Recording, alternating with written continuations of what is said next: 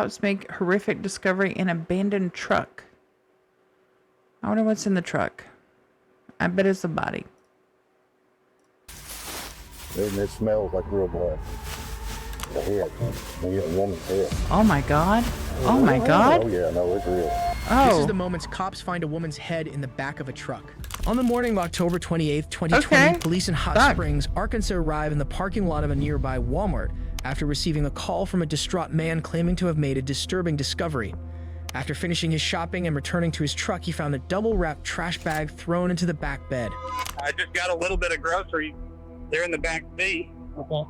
I came out, I saw that bag in the back. I thought it was just somebody putting trash in my truck, which has happened before. Yeah. But once he began to unwrap it, he quickly realized this wasn't any ordinary bag of trash. Oh my So I God. opened that outside bag, and I saw there was another bag inside of it with what looked like some clothes and some blood on it. And so that's when I walked away and called 911. Okay. Come on.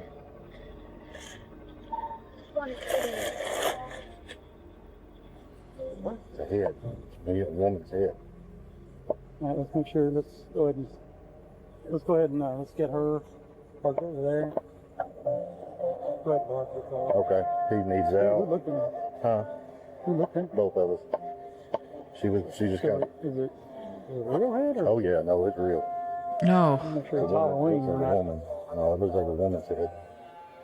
With evidence of a possible crime having been committed, police must now investigate what exactly is in the bags. Oh my As they God. slowly unwrap them, they have absolutely no idea what they might find. But unfortunately for them, it turns out to be the most horrible thing they could possibly imagine. A woman's decapitated head. Oh my God. I don't think so. No, I She's- sure I was like. She got a black eye and everything. And it smells like real blood. After confirming that the contents of the bag are in fact a human head, police cordon off the Walmart parking lot as an active crime scene. And when a full investigation is underway, police come across their first potential clue. A puzzling piece of paper is found in a cart near the truck. Hold up. Hold off on that one. See what I see? There, yeah. The shopper who made the grim discovery is now brought into the police station for further questioning. You're not under arrest. You're free to get up and leave anytime you want to. Okay, I want you to understand that. We just want you to help us. They put him by the door. Now, this is something that cops will do a lot.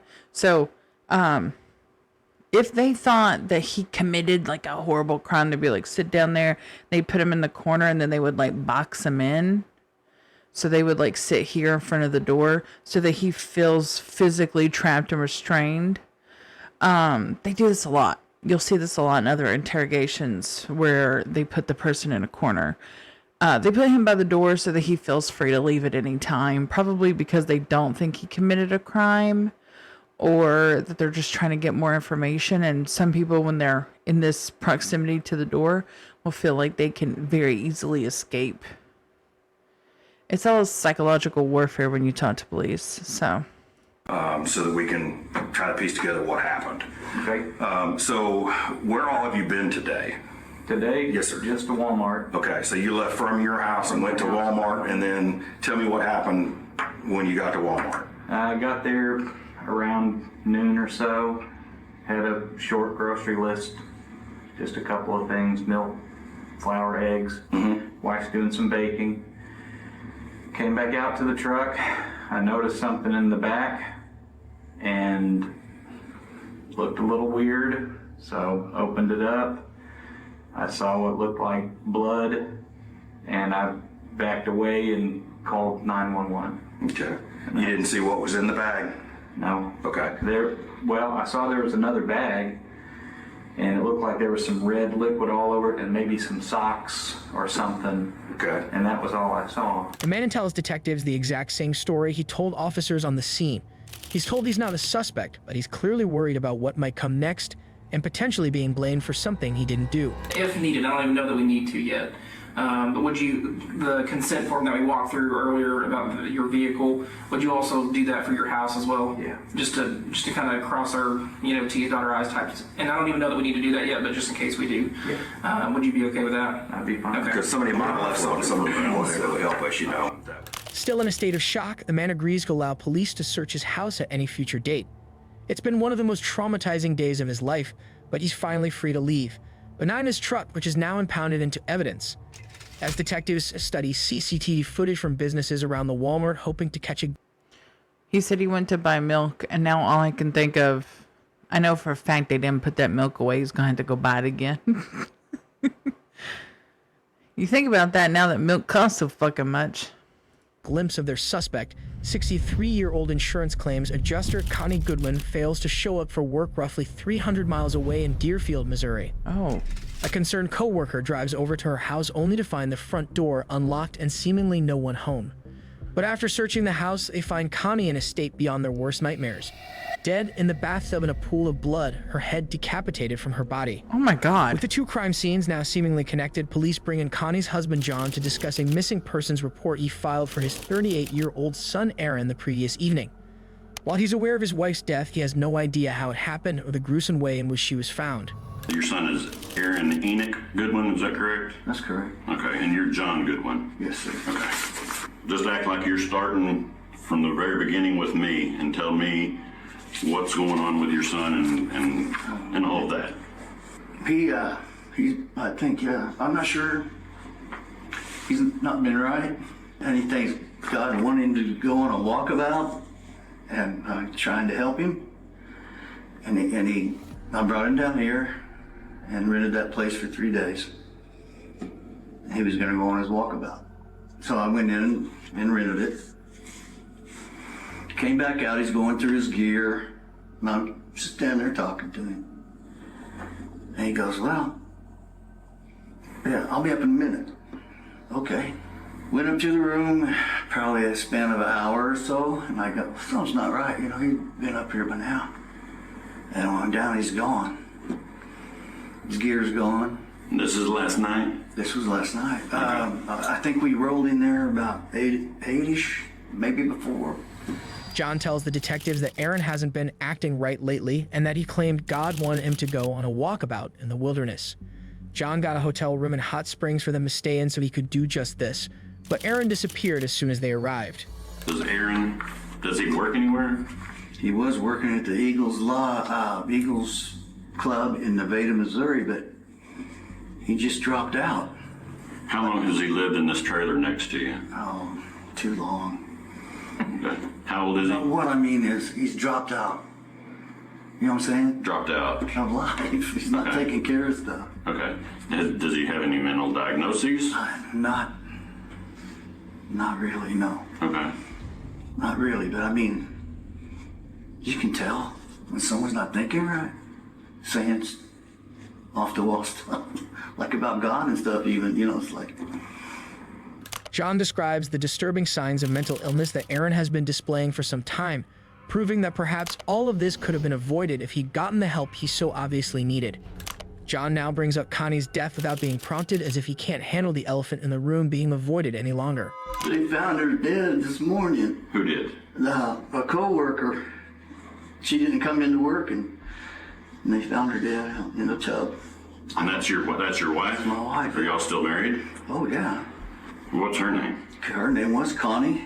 And when did you receive this information? This morning, after I'd called here a little while, maybe, hour or so later. So after you reported your son missing, you found out that your wife was deceased? Yeah. Did y'all come straight to Hot Springs? Correct, yeah. We came down 49 to 71 to here. 71 like a snake. Yes, it is. Yes, it is. That's why I took, Google says 6 hours, but I think it took me 7, maybe more. Well, yeah, it was foggy and stuff. Curvy as that road is and weather. And I'm unfamiliar with the... Right. Okay, see. I drive on the prairie all the time. After explaining how Connie's body was found in their home that morning, John can't seem to stop himself from laughing. While everyone responds to trauma differently, this may be misinterpreted as indifference to his wife's death by detectives.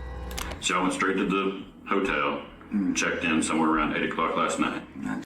I mean, after my mom died, we sat around telling stories about her and cracking jokes because that's how my mom was, right? But it was also because we couldn't take crying anymore, and so many of us were crying. So that was just easier. Sometimes it's easier to laugh. And a lot of people, there are whole videos about this, about people who laugh at inappropriate times, like they can't help it. Like people are telling horrific stories about awful things happening to them, and people are so uncomfortable that their only body's response is to laugh. So it could be a thing where he just laughs at inappropriate times. Or he's trying to keep himself from breaking apart because his wife is dead and his son is missing. I mean, that's a lot to take all in at one day. Say so, yeah. So when y'all checked in, who checked in? You or? I did. Okay. And then when I came out to give him his key card, that's the story I told you. He was milling around in his gear and getting stuff ready. And he didn't act like he wanted to be there. And I could tell that. I could take a hint, I guess. I said, well, I'll go settle in. And like I said, after an hour went by, I said, something is not right. He should have been up here. He didn't have that much gear. Backpack. I don't know what else. I didn't look. So after about an hour of being in the room, for about an hour, you said something's not right because he hadn't come up to the room, so you went out to check on him? Yeah, I got that funny feeling, you know how you do? Like he should be here. Right. But surely by now. Okay. Yeah, then gone. And so when you went down to check, he wasn't there? He wasn't there. Okay. And so I walked around, but there's not many places to walk to. Right. The lake right there, you know. Mm-hmm. I didn't walk around that far because I didn't know where to go, of course, but it's just weird. Okay. As John elaborates on his story, he appears just as confused as anyone else as to how any of this could be happening. But if Aaron killed his own mother, when did he do it? Couldn't it have been when John was running an errand his son had sent him on? He said he wouldn't have prayer for a while. Would I go get these gloves? I said, well, just wait. No, I really need you to do this. That was about maybe 15-minute drive. He didn't go with you? No, he stayed there. Okay. So I went to look for him. I didn't find any, but I did buy a couple items from Walmart. And I noticed on my receipt I checked out at 12, I think it was 12:32. I stopped. He threw the plastic bag in there. He already had his backpack in there, I think. And hopped in, and I already said bye to Mom. I guess I'm ready. I just wanted to get down here before dark because I can't see very well driving in the dark and the rain together. And I didn't know if it was raining or not. That's it. Then we left. John describes the black plastic trash bags Aaron put in his car while packing for the trip. Considering what we now know was found in the back of the unlucky Walmart shopper's pickup, this was most likely Connie's head. Oh. And I didn't go back in the house because I knew she was working anyway, and we'd already said goodbye. She thought I was gone. She didn't know about this little deal, about running around chasing my tail. Okay. So when you said goodbye to Connie, she thought you were gone. Yeah, and then afterwards you say Aaron wanted me to go do this errand. Well, he said he had prayer. He said, I gotta have prayer before we go. Okay. One final time. That'll give me time. I'm not understanding that, but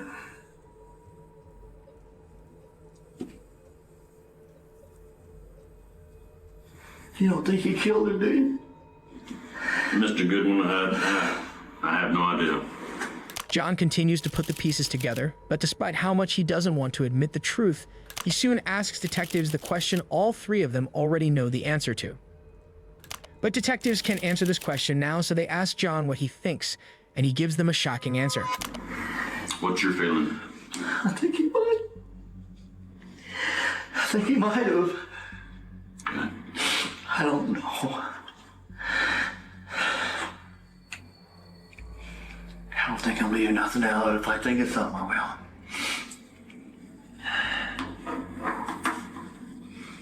I don't know. He's just been acting so crazy. I don't want to believe that.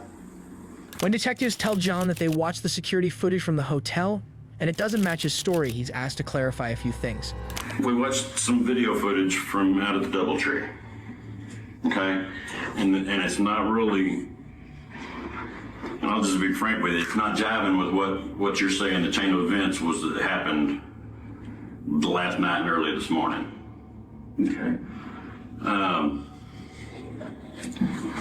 So I'm gonna ask you again, if there's something that you're holding back, that you're not wanting to tell us, we need you to tell us, okay? Okay. So think back, where was Aaron at? What was he doing the last time you saw him? He was at the bed of the truck, going through that bag. Going through what bag? I think that plastic bag. Okay. He was going through it? Seemed to me like he was looking for things, going through it. Okay. I just thought he was rearranging gear. Okay. And so he's still rearranging gear in the bag When I went on up. when you walked off and went up to the room. That's correct. He went in and went to the bathroom at one point. So back up. You pull into the parking lot at Doubletree. Go from there. I went right inside. You went inside. Yes. Okay. And register, checked in. Went to the bathroom. Went to the elevator, but I didn't go up. So I realized I didn't give him a key. Okay. Went back out that door. I think we came out of. The side, okay, not the main one, but that one little single door. I believe it was, yeah. I believe I went out that way. Okay. Okay, so what didn't jive when I took with what Just some of the stuff, the timeline and the order of some of the events. Okay. Just because it's So we're just trying to. I know I missed when he went into the bathroom. I did. And after explaining what happened before Aaron disappeared again, John asks how this story doesn't match up with what detectives are learning. But he still simply can't believe that his son could have committed such a terrible crime, especially in such a short window of time. What I said was, surely he didn't kill his mom when I was gone. Why do you say that? Because of the time. Okay. Because of all the time. That's why I started putting all that time together. Okay. Do you think that he could have done that? I don't think he could have, but I don't know how else other to say this other than just come out and right out and say it. They are investigating Connie's death as a homicide investigation. They haven't given us a whole lot of details, but with being told that, and also that it is believed that Aaron may have had something to do with it.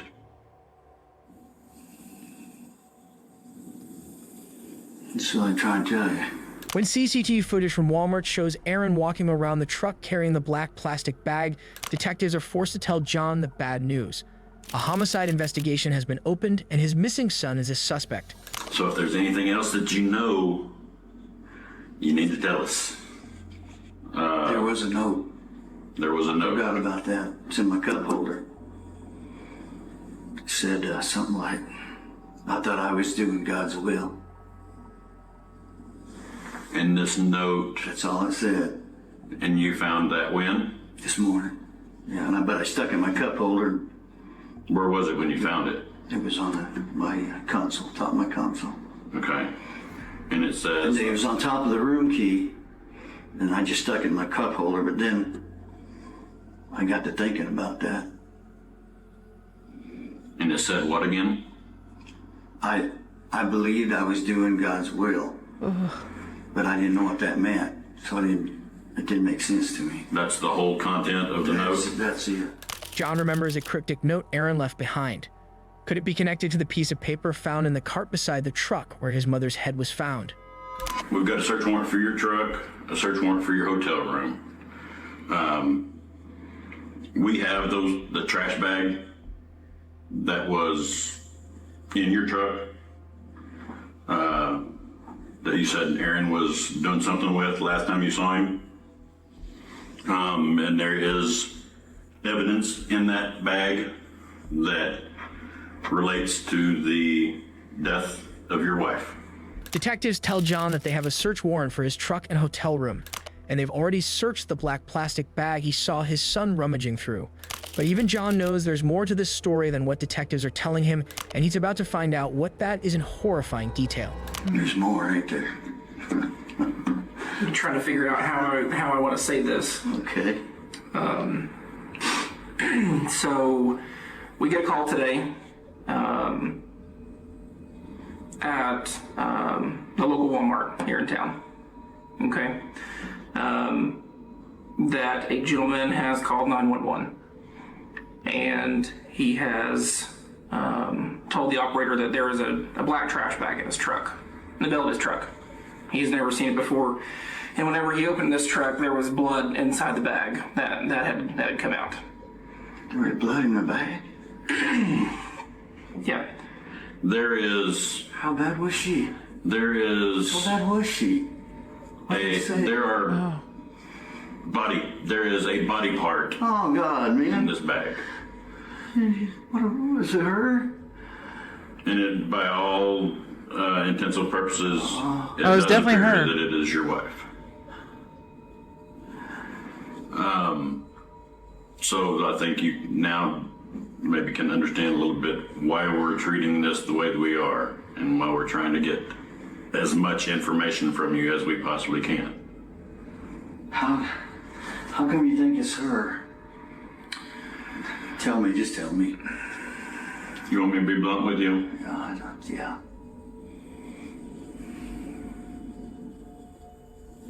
Your wife was decapitated.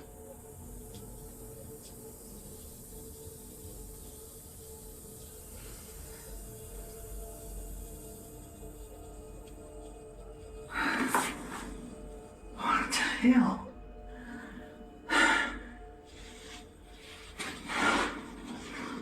You gotta be kidding. A homicide investigation is open and Aaron is confirmed as the only suspect, but he appears to have disappeared into thin air. He's officially only wanted for abandonment of a corpse, but he's the only suspect in his mother's murder. But on March 6, 2021, hikers near Hot Springs come across a decomposing body in the woods, and after the body is sent to the state crime laboratory, it's discovered to be Aaron Goodwin. It's determined that he took his own life. In a statement, Vernon County Sheriff Jason Mosher said that because Aaron's body had not been found for several months, they continued following leads and requested the assistance of a federal agency in their search. But a motive for Aaron's crime was never found, and John Goodwin is left to forever wonder how his family could have met such horrifically tragic ends. This looks scary as fuck. Oh my god. I think one of the worst ways to die would be at the hands of your own child. Like, to birth your own murderer? That's insane. That's an insane thought, that you could birth the person who kills you, who ends your life. Like, that's the worst thing I could think of.